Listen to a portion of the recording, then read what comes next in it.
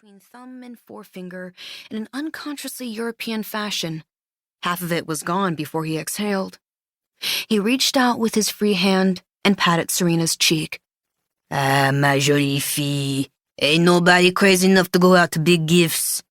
As he said it, a loud bang sounded in the shop behind him, followed by a virulent French oath. Lawrence went still, with his hand halfway to a tin ashtray on the counter, an unholy light coming into his eyes, a little smile tugging at a corner of his mouth. "Well, maybe there's somebody. Just how bad you want to go, Cher?"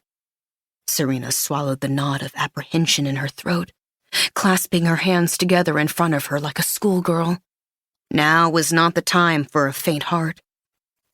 "It's imperative. I have to go."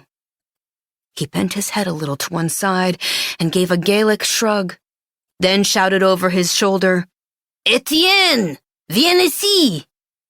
What Serena had braced herself for, she wasn't sure, but it certainly wasn't the man who filled the doorway.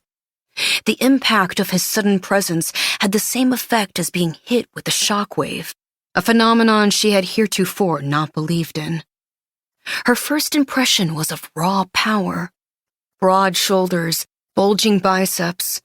His chest, bare and gleaming with a sheen of sweat, was wide, and hard muscle beneath taut, tanned skin. The strong V of his torso narrowed to a slender waist, a stomach corrugated with muscle and dusted with black hair that disappeared beneath the low-riding waistband of faded green fatigue pants. She raised her eyes to his face and felt a strange shiver pass over her from head to toe, making her scalp tighten and her fingers tingle. He stared at her from under sleepy lids with large, unblinking amber eyes like a panther's. His brow was heavy and straight, his nose bold and slightly aquiline. His mouth did the most damage to her nervous system, however. It was wide, with lips so masterfully carved, so incredibly sensuous, they would have looked perfect on a high-priced call girl. The effect of that mouth on a face so masculine, all lean planes and hard angles and 5 o'clock shadow, was so blatantly sexual. He regarded her with a subtle disdain that suggested he didn't much care for women other than to bed them, something he appeared to be capable of doing on a more than regular basis. Pulling a cigarette from behind his ear, he planted it in the corner of his mouth, lit it, and said something to Laurence Gautier in rapid Cajun French, a patois no Parisian would begin to understand. The dialect had nearly been eradicated by the Louisiana school system decades before, and although it was making a comeback of sorts due to the latest craze for all things Cajun, it was still not widely spoken. This man spoke it as if it were his primary language. Having grown up in Louisiana's French Triangle, Serena had picked up the odd word and phrase, but he spoke too quickly for her to understand anything more than the implication. That was clear enough by Gautier's reaction, another laughing and coughing fit, and a slap on the shoulder for his barbarian friend.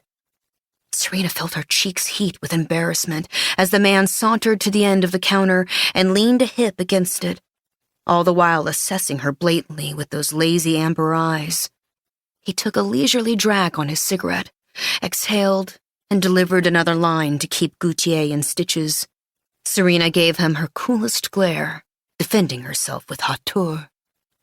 "Excuse me, but I was raised to believe it is extremely rude to carry on conversations not all those around you can understand."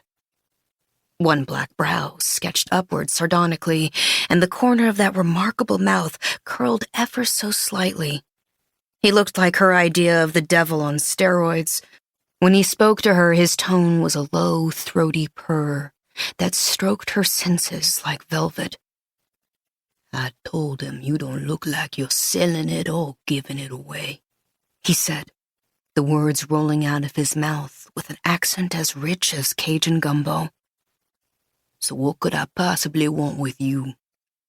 I have no interest in American ladies." He drawled the last word with stinging contempt. Serena tugged at the lapels of her blazer.